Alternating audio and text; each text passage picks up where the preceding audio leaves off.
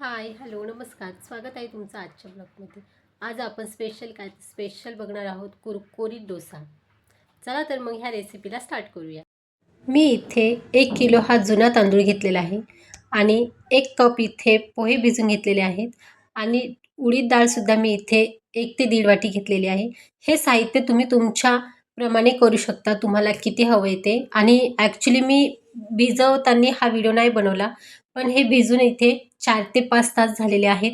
आता हे इथे आपण सर्व गाळून घेऊया. त्यातलं पाणी जे आहे ते सर्व काढून घ्यायचं आहे गाळणीने. डाळीमधलं तर पाणी काढून झालेलं आहे. आता आपण इथे तांदळाचं सुद्धा पाणी काढून घेऊया आणि पूर्ण पाणी काढायचं आहे, कारण आपल्याला आता हे ग्राइंड करायचं आहे. इथे मी 4 तास तरी ते भिजून ठेवलेलं होतं आणि ज्यावेळेस आपल्याला डोसा करायचा असतो त्यावेळेस शक्यतो जुना तांदूळ घ्या, कारण नवीन तांदूळ घेतला तर त्याला जास्त चिकटपणा असतो आणि त्याने पीठ आपलं हे पाहिजे तसं फॉर्मॅट होत नाही. बघा, आता हे सर्व आपण पाणी काढून घेतलेलं आहे आणि हे पाणी फेकून न देता आपण इथे झाडाला टाकायचं आहे. आता इथे डाळ आणि तांदूळ आणि पोहे हे एकामागे एक थोडं थोडं व्यवस्थित ग्राइंड करायचं आहे. बघा, अशा पद्धतीने जर तुम्हाला खरंच कुरकुरीत डोसा पाहिजे असेल तर हीच ट्रिक वापरा, तरच तुमचा डोसा कुरकुरीत आणि कडक असा होईल, जाळीदार. इथे पीठ आपल्याला जास्त पातळ ठेवायचं नाही, जास्त जाड ठेवायचं नाही. मीडियममध्येच त्याला ग्राइंड करायचं आणि पीठ थोडंसं घट्ट ठेवायचं आहे. आता डाळ डाळ वाटायची आहे, राईस झालेला आहे. डाळ वाटून घेऊया. डाळीसोबतच आपण नंतर पोहेसुद्धा ग्राइंड करणार आहोत आणि हे पीठ आता पूर्ण व्यवस्थित ग्राइंड करून झालेलं आहे आणि हे एकदम व्यवस्थित चम्मचच्या सहाय्याने एकाच दिशेने त्याला टर्न करायचे.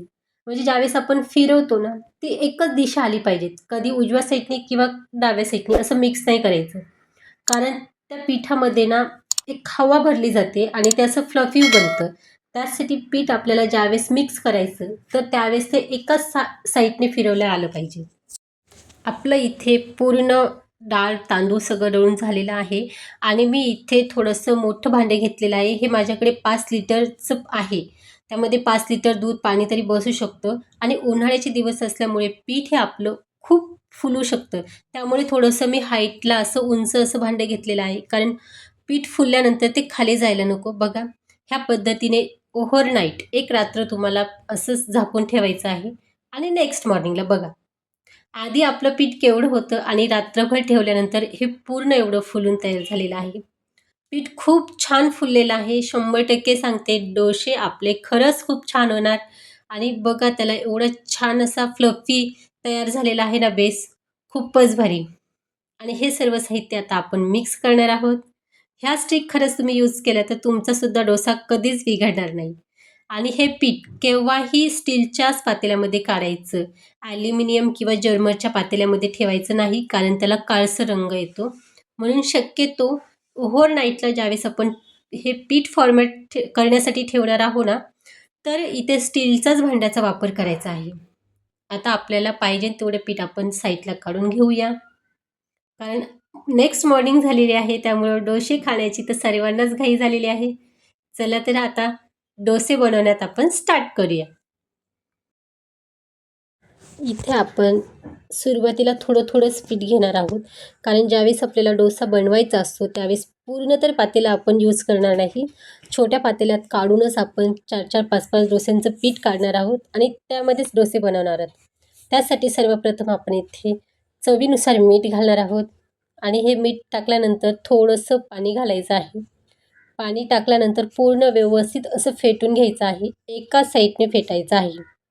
तुम्हाला मी आधीसुद्धा सांगितलं होतं की हे पीठ ज्यावेळेस आपण फेटणार आहोत ते वन साईडच. आणि मस्त फेटल्यानंतर आता आपण गॅस इथे ऑन केलेला आहे.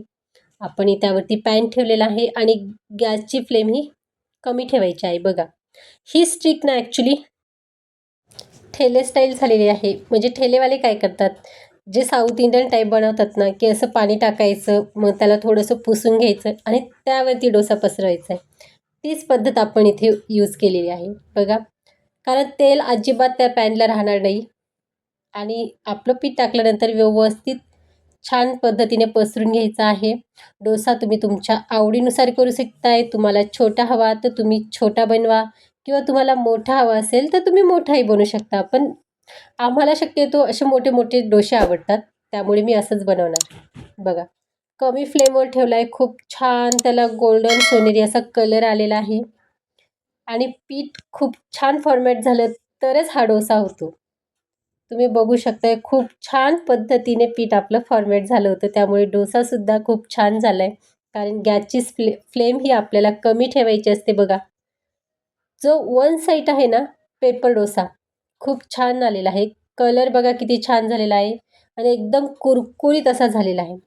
हा डोसा तुम्ही कशासोबत सुद्धा खाऊ शकता, म्हणजे थोडक्यात सांबर किंवा चटणी. सांबारचा व्हिडिओ मी आधीच अपलोड केलेला आहे, तो तुम्ही जाऊन बघू शकताय. मग कशी वाटली आपली डोशाची रेसिपी? डोसा आवडला ना? तर मग नक्कीच ट्राय करा आणि तुम्हाला कसा जमतो हे मला नक्की सांगा. परत भेटूया नेक्स्ट व्हिडिओमध्ये. Bye bye.